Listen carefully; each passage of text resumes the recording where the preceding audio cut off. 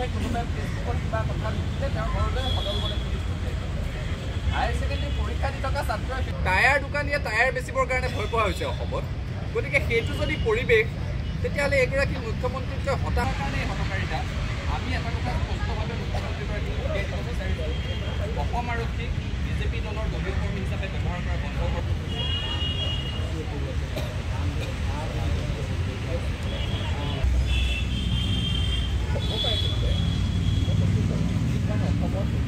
আন্দোলন যুদ্ধ কৰিব পৰা নাই, তাত কোনোবাই হুংকাৰ দিলে আৰু তেখেতসকলৰ কথা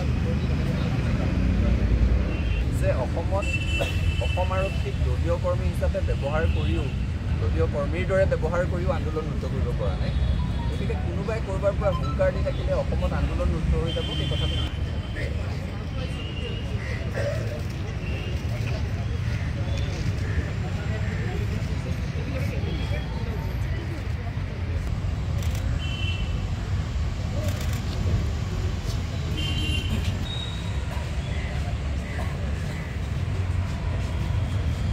সন্থা আৰু 30টা জনগোষ্ঠীয় সংগঠনে নাগৰিকত্ব সংশোধনী আইনৰ বিৰুদ্ধে ধাৰাবাহিকভাৱে আন্দোলন অব্যাহত ৰাখিছোঁ।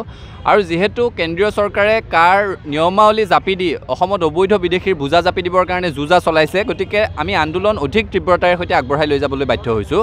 ইতিমধ্যে সমগ্ৰ ৰাজ্যজুৰি বিশাল বাইক শোভাযাত্ৰাৰ জৰিয়তে ৰাইজৰ মাজত সজাগতাৰ সৃষ্টি কৰা হৈছে আৰু একে সময়তে চৰকাৰক সকীয়াই দিয়া গৈছে যে অসম উত্তৰ পূৰ্বাঞ্চলৰ মানুহে কা মানি লোৱা নাছিলে, কা মানি নলয়।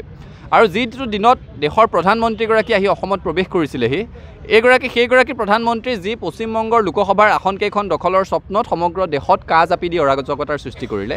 অসমত 5গৰাকীকৈ নিৰীহৰ তেজেৰে এটা গণতান্ত্ৰিক আন্দোলনত ফাকু খেলা হ'ল।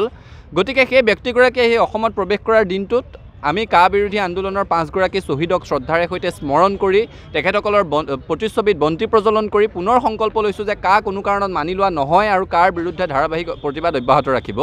আৰু আজিৰ দিনটোত পুৱা 6 বজাৰ পৰা সন্ধিয়া 6 বজালৈ সমগ্ৰ অসমৰ প্ৰতিখন জিলা সদৰত আছু 30 জনগোষ্ঠীয় সংগঠনে অনশনৰ কাৰ্যসূচী ৰূপায়ণ কৰিছোঁ। আৰু আমি ইতিমধ্যে ঘোষণা কৰিছোঁ যে কাৰ নিয়মাৱলী বলবৎ কৰাৰ লগে লগে আমি তাৰ প্ৰতিলিপি দাহ কৰিম আৰু তাৰ পিছদিনাখনেই সমগ্ৰ ৰাজ্যজুৰি জোৰ সমদল বাহিৰ কৰিম আৰু তাৰপিছত ধাৰাবাহিকভাৱে সত্যাগ্ৰহৰ কাৰ্যসূচী গ্ৰহণ কৰা হ'ব।